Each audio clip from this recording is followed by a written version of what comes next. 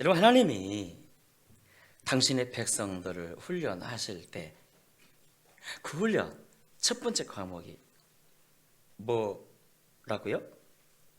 희망훈련 아니었습니까? 희망훈련. 어떤 상황에서든지 희망을 놓치지 말라. 바로 그거 아니었습니까? 그리고 두 번째 과목이 말씀 훈련입니다. 말씀 훈련. 당신의 백성들을 부르시고는 첫 번째 희망 훈련으로, 그리고 두 번째는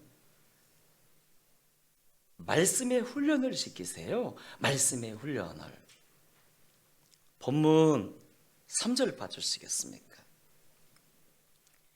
내 조상들도 알지 못하던 만나를 내게 먹이신 것은 사람의 떡으로만 사는 것이 아니요 여호와의 입에서 나오는 모든 말씀으로 사는 줄을 내가 알게 하려 하심이라. 여러분, 하나님이 광야 40년 동안 자기 백성들을 매일 만나를 먹고 살게 하신 이에요. 매일 자기 백성들을 만나를 먹고 살게 하신 이유. 하나님의 서민은 매일 말씀을 먹어야 산다는 것을, 하나님의 입에서 나오는 말씀을 먹어야 산다는 것을 훈련하기 위함 아니었습니까? 그리고 오늘날 우리 역시 매일 말씀을 먹어야 산다는 것을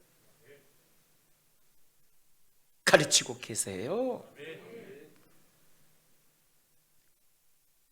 주의 백성은 떡으로만 사는 존재가 아니랍니다. 매일 말씀을 먹어야 하고 또 그것이 훈련되어져야 한다는 것입니다. 여러분, 매일 만나를 먹었던 이스라엘을 하나님은 어떻게 인도하셨을까요? 지겨웠을 텐데 매일 만나를 먹었던 주의 백성들을 하나님이 어떻게 인도하셨을까? 본문 4절 봐주십시오. 이 40년 동안에 내 의복이 헤어지지 아니하였고 내 발이 부르트지 아니하였느니라. 와, 매일 만나를 먹었던 그들이 의복이 헤어지지 않았고요. 의복이 헤어지지 않았고요. 그 발도 부르트지 않았어요. 이것이 만나 먹은 자의 신비 아닙니까? 하나님이 만나 먹은 자를 특별히 보호하시고 축복하셨어요. 바로 이 만나가 하나님의 말씀이요. 하나님의 말씀이 전능자의 능력 아닙니까? 그래서 오늘을 사는 우리에게도 예수님이 이렇게 말씀하셨어요. 마태복음 4장에서 사람이 떡으로만 살 것이 아니요 하나님의 입으로부터 나오는 모든 말씀으로, 무엇으로? 말씀으로 살 것이라 하였느니라. 여러분, 사람은 떡으로만 사는 게 아니랍니다. 밥으로만 사는 게 아니라 하나님의 입에서 나오는 말씀으로 산다는 것입니다. 말씀으로 사는 존재. 우리 한번 따라해 주실래요? 말씀으로 사는 존재. 그렇습니다. 우리가 밥으로만 사는 존재가 아니랍니다. 말씀을 먹어야 사는 존재라는 것입니다. 그러므로 이 만나는 말씀 아닙니까? 하나님의 말씀이 우리를 보호하고 우리를 축복하는 하나님의 능력이 되네요. 말씀이. 여러분, 볼 레터 스틸 크롬리라고, 이분이 사망의 골짜기를 지날 때라는 소설을 썼는데요. 비극 가운데 하나님의 평강을 발견한 본인의 체험 이야기 아닙니까? 그녀의 첫째 자녀는 4살 때 백혈병으로 죽었고요. 둘째와 셋째는 16살이고 18살 때 함께 교통사고로 죽었고요. 그리고 남편은 33살 때 호지킨 병을 앓다가 그녀의 곁을 떠났습니다. 단 한 명의 가족도 남지를 않았지요. 그리고 57세 때 대만에서 선교 사역을 하던 중에 살인범을 만나서 성폭행을 당하지 않았습니까? 그녀는 이 끔찍한 경험을 글로 쓰기 시작했습니다. 이유는 이런 기가 막힌 고통을 지나면서 깨달은 진리가 있었기 때문입니다. 그 진리는 예수 믿는 사람이라도 인생의 비극에서 면제되는 것은 아니지만, 그럼에도 어떤 환난을 당할지라도 하나님이 결코 방치해 두는 것이 아니라 반드시 보듬어 주시고 붙들어 주시고 응답하신다는 것입니다. 여러분, 그녀가 받은 응답은요, 죽은 자녀가 다시 살아왔거나 죽었던 남편이 살아서 여보하고 살아왔거나 그 긴 세월 아픈 고통과 상처에 대한 심리적 보상을 받은 것이 아니었습니다. 다만 그녀가 받은 응답은 하나님의 말씀에서 오는 위로의 힘이 아니었습니까? 말씀에서 오는 위로의 힘. 그녀가 이렇게 고백했습니다. 환난을 당할 때마다 하나님의 말씀이 나를 위로했습니다. 죽어가는 아들을 품에 안고 몸부림치던 밤에도 하나님은 말씀의 능력으로 내게 찾아오셨습니다. 남편이 수만 번 들어마시기 위해 죽을 힘을 다 쓰던 그 밤에도 하나님은 내게 찾아와 말씀을 주셨습니다.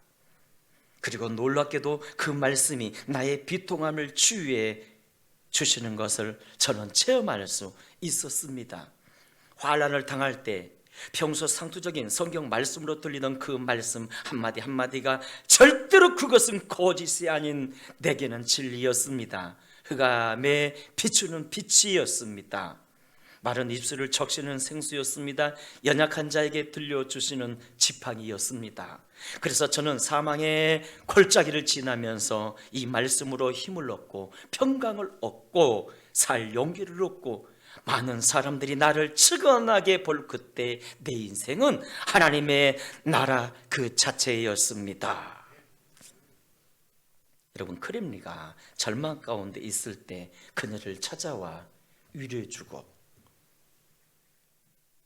빛처럼 생수처럼 힘을 주고 다시 살아갈 용기를 줬던 게 뭐라고요? 말씀. 하나님의 말씀 아니었습니까? 와, 말씀이 그녀에게 생수가 되어 주셨습니다. 말씀이 그녀에게 지팡이가 되어 주었습니다. 말씀이 그녀의 그 어두운 상황들을 빛으로 이끌어 주셨습니다. 다윗이 고백하지 않았습니까? 주의 말씀은 내 발의 등이요 내 길의 빛이라고. 여러분, 인생 살아가다 어떤 환난이나 위기를 만났을 때 힘없는 사람이나 환경 바라보지 마세요. 도움 안 됩니다. 도리어 실망할 수 있습니다. 우리는 오직 말씀 붙들어야 합니다. 말씀 붙드셔야 합니다. 이 말씀에 힘이 있습니다. 말씀에 생수가 있습니다. 이 말씀에 빛이 있습니다. 이 말씀이 지팡이니까요. 푸른 마르고 꽃을 시드나 여호와의 말씀은 영영이 서리라. 너희가 내 안에 거하고 내 말이 너희 안에 거할 때 무엇이든 원하는 대로 구하라 이루리라. 여러분, 하나님의 말씀이 곧 전능자의 기운이요 능력 아닙니까? 믿음으로 이 말씀을 붙들면요 이루어지고요, 성취하는 능력이 하나님의 말씀에 있고요, 이 말씀엔 생기가 있기에 우리가 그것을 믿음으로 먹으면 우리가 삽니다. 회복돼요, 치료됩니다, 고쳐집니다, 변화가 일어납니다. 우리 선배 한 사람 목회하다가 그만 암에 걸려가지고 죽어가다가 마지막으로 말씀이나 실컷 먹자고 말씀을 먹고 또 먹고 말씀을 읽고 또 읽는데 어느 순간에 그 말씀이 수술하는 칼이 되어서 그 암덩어리들을 그냥 쫙 치유해버리는 치유의 역사가 일어나지 않았습니까? 하나님 말씀은 살았고 활력이 있어, 운동력이 있어, 자유의 날선 어떤 곰보다 예리하여 영과 혼과 관절과 골수를 뚫고 들어가 치료하느니라. 그러므로 여러분, 분노나 상처들 정서적으로 힘들 때도 하늘의 약인 구약과 신약인 이 말씀을 드셔보세요. 그것은 신비한 약이 됩니다. 나를 살리고 회복시키고 하나님의 형상으로 원상복구시키는 신비한 약이 됩니다.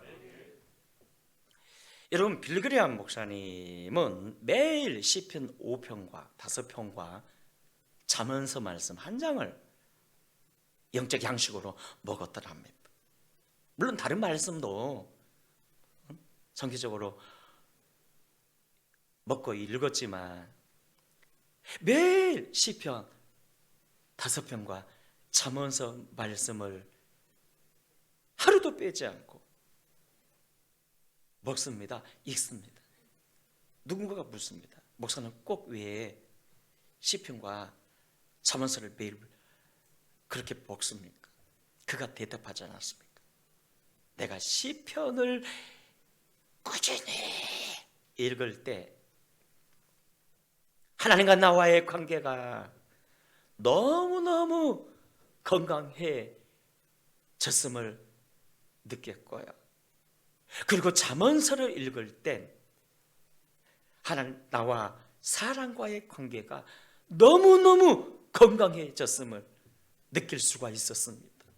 저는 이 말씀을 읽으며 이 말씀을 통해서 주의 음성을 듣고 모든 사역에 힘과 능력을 공급받습니다. 와, 그에 있어서 그 능력의 비결은 말씀에 있었네요. 메가다 장군은 항상 주머니에 성경을 가지고 다니며 양식으로 먹었더랍니다. 그가 이렇게 말했습니다. 성경은 내게 일용할 양식이다. 그러므로 나는 매일 영혼의 양식을 먹는다. 이 말씀을 먹지 않는다면 결코 내가 승리할 수 없기 때문이다. 여러분, 우리가 광야길 걸을 때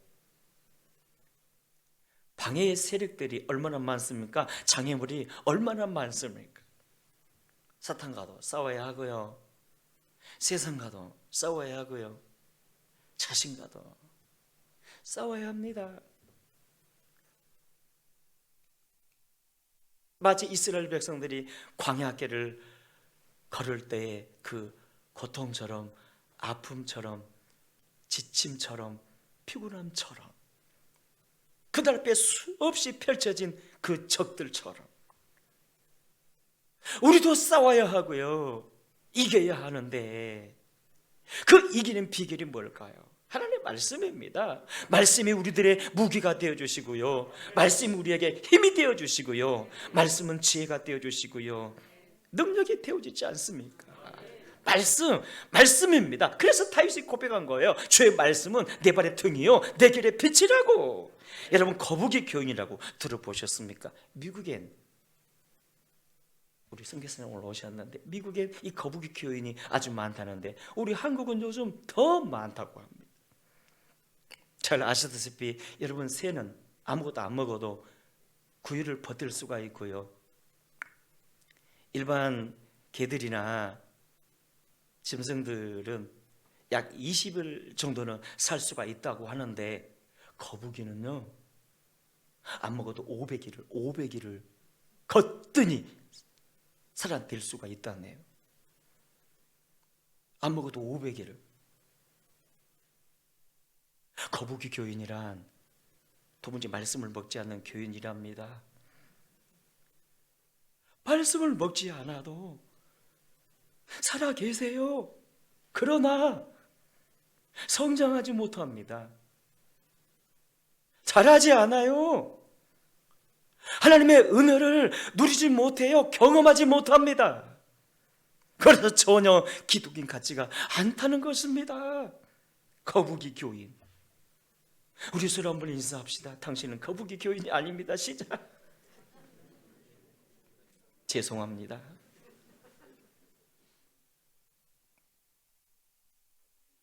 그래서 하나님의 선민 훈련 두 번째가 말씀 훈련으로서, 말씀 훈련으로서 그 첫 번째 단계는 말씀을 먹는 단계고요. 말씀을 먹어야 합니다.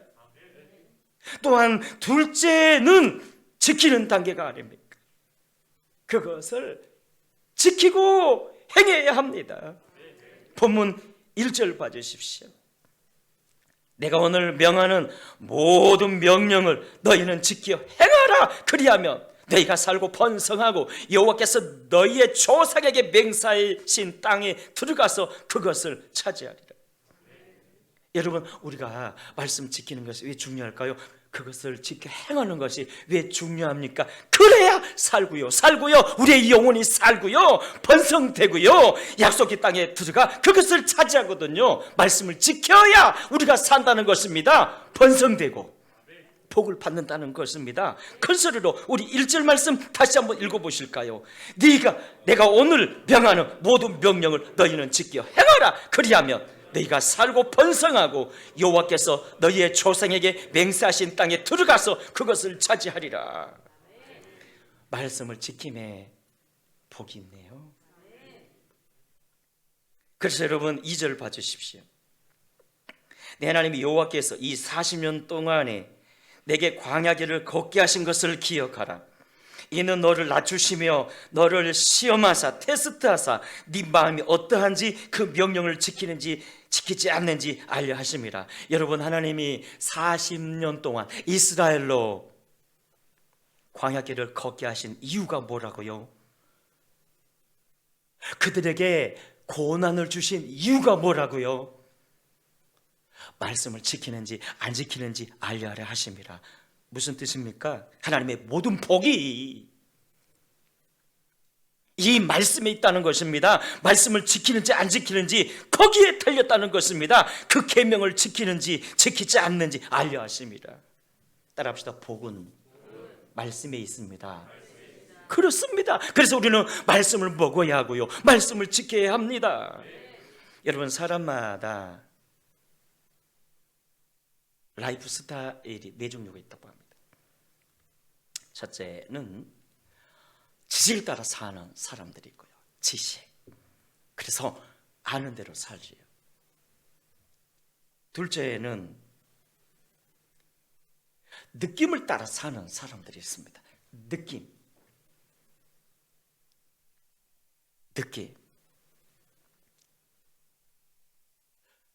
포스트 모던 시대를 사는 우리에게는 더더욱 그렇겠죠. 느낌. 그런데 여러분, 이 느낌이란 건 믿을 게 못 됩니다. 어느 집에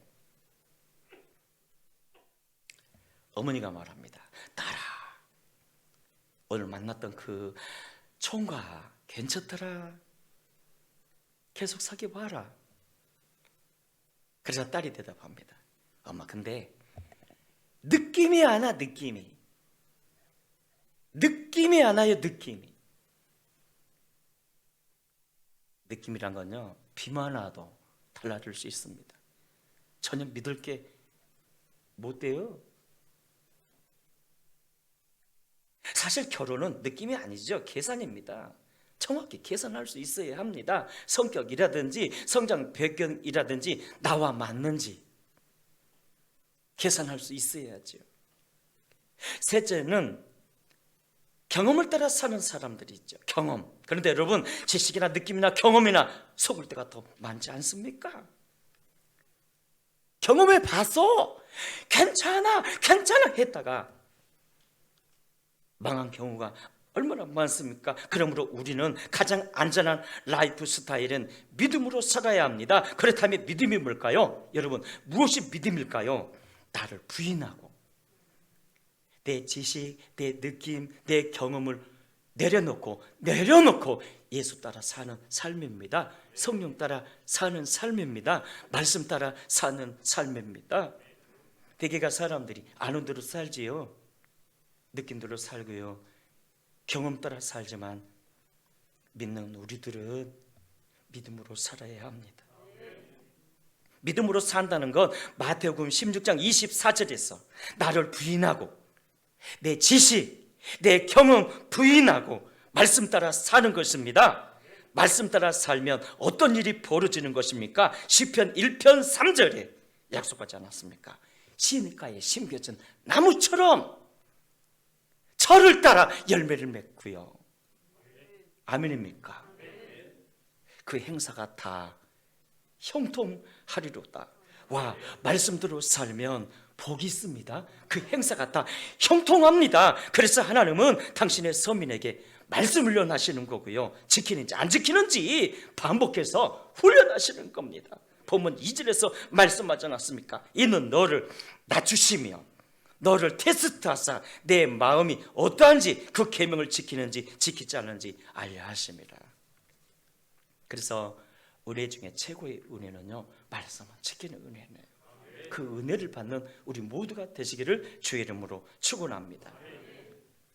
여러분, 잠언 3장에서 보니까 주께서 우리에게 말씀 주신 이유를 너무 잘 설명하셨어요. 우리 소리내어 함께 읽어보실까요? 내 아들아, 나의 법을 잊어버리지 말고 내 마음으로 나의 명령을 지키라. 그리하면 그것이 네가 장수하여 많은 해를 누리게 하며 평강을 더하게 하리라. 인자와 진리가 내게서 떠나지 말게 하고 내 마음판에 새기라. 그리하면 네가 하나님과 사람 앞에서 은총과 기중이 여김을 받으리라. 이는 마음을 다해 여호와를 신뢰하고 내 명철을 의지하지 말라. 너는 범사에 그를 인정하라. 그리하면 내 길을 지도하시리라. 무슨 의미의 말씀입니까? 사랑하는 자야, 내가 너의 인생을 이끌어 줄게, 책임져 줄게. 너를 다른 사람들의 머리 위에 세워줄게. 너로 하여금 꿔줄지언정 꿔러 가지 않게 해줄게. 모든 사람 위에 너를 높여줄게. 그런데 조건이 뭐라고요? 어떤 사람에게 이렇게 해주시겠다고요? 그 명령에 순종하는 사람입니다. 주의 말씀을 지키고 따르는 사람이라는 것. 주의 말씀을 따르는 사람. 여러분, 황금종 이야기라고 들어보셨습니까? 어느 80이 넘은 할아버지가 아들 셋을 낳았는데 그 아들들이 잘 자라서 역시 결혼하고 자식들을 다 낳았어요. 그 자식들이 각기가 젖먹는 이런 자식들이 있습니다. 그런데 이 할아버지가 어느 날 새 자식들을 부르더니 이렇게 말을 하네요. 아들들아, 내가 요즘 너무 기력이 쇠하여 숨 쉬기조차 힘드는구나. 그런데 듣자하니 손주 손녀들이 먹는 젖을 먹으면 곧바로 기력이 회복된다고 하는구나. 니들이 나 좀 도와줄 수 없겠니? 야, 장남, 네 아들 먹는 젖 좀 내게 주면 안 되겠니? 그러자 첫째가 화를 내면서, 아니 아버지, 주라 할 것을 주라 하세요. 침이 걸리셨습니까? 못 줍니다. 알았다. 그럼 둘째야, 네가 좀 주면 안 되겠니? 내가 너무 기력이 쇠하여 숨쉬기도 힘들구나. 아버지, 무슨 그런 민망한 소리를 하세요.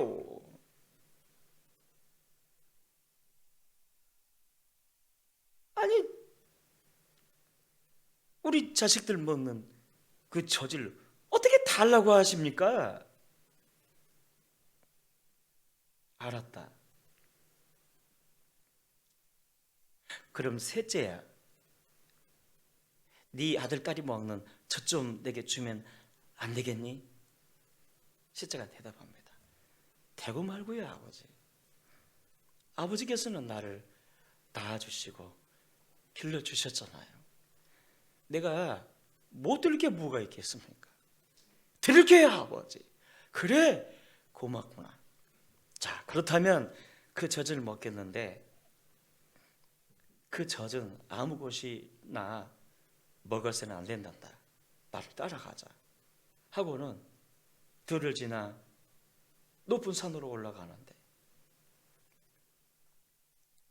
이상하게 생긴 나무가 있습니다. 그 나무 밑을 파보라고 말 안 해요. 그래서 셋째 아들이 나무 밑을 열심히 팠습니다. 또 파고 한참이나 파는데, 그곳에서 황금으로 생긴 이만한 이따만 종이 나온 거예요.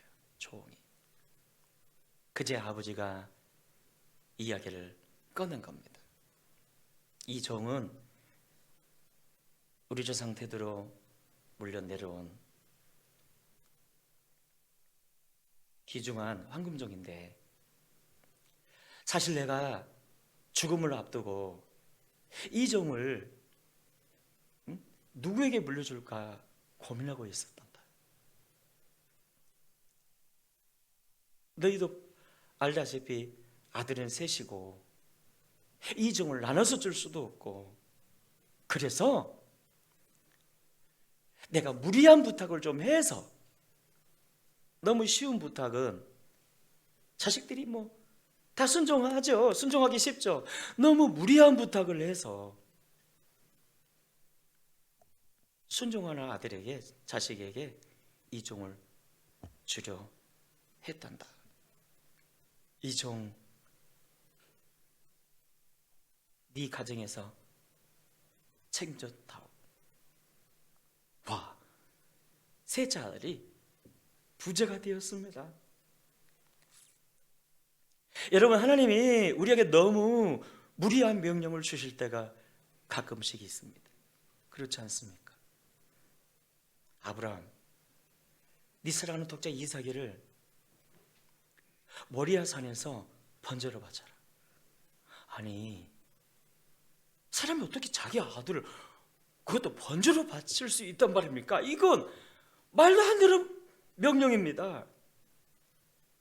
이삭, 네 애굽으로 내려가지 마라.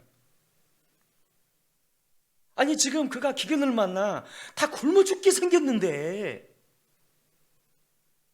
애굽으로 내려가지 말라니요. 그럼 굶어 죽으라는 뜻입니까? 야곱, 네 고향으로 돌아가라. 아니, 그의 고향에선 그의 형 에서가 그를 죽이려고 기다리고 있어요. 너무너무 무리한 부탁, 너무너무 무리한 명령. 하나님이 우리에게 주신 이유는요, 우리를 힘들게 하고자 함이 아니라 우리가 살고 우리가 복을 받고. 아멘입니까? 복되게 하기 위함 아닙니까? 하나님과 사람 앞에서 은총을 받게 하기 위함 아닙니까? 따라합시다. 말씀을 주실 때는 이유가 있습니다. 이제 말씀을 맺습니다. 사랑하는 여러분, 하나님이 우리에게 말씀 주신 두 가지 이유가 있습니다. 첫째는 생명의 양식으로 주셨고요. 그러면서 하나님의 말씀은 영적인 양식 아닙니까? 매일 우리가 먹어야 합니다. 또 하나는 복 주시기 위함 아닙니까? 지키면 복을 얻습니다. 시냇가에 심겨진 나무처럼 형통합니다. 그러므로 말씀 훈련 잘 받으셔서 하나님의 복을 누리는 축복이 저와 여러분에게 있으시기를 주의 이름으로 축원합니다.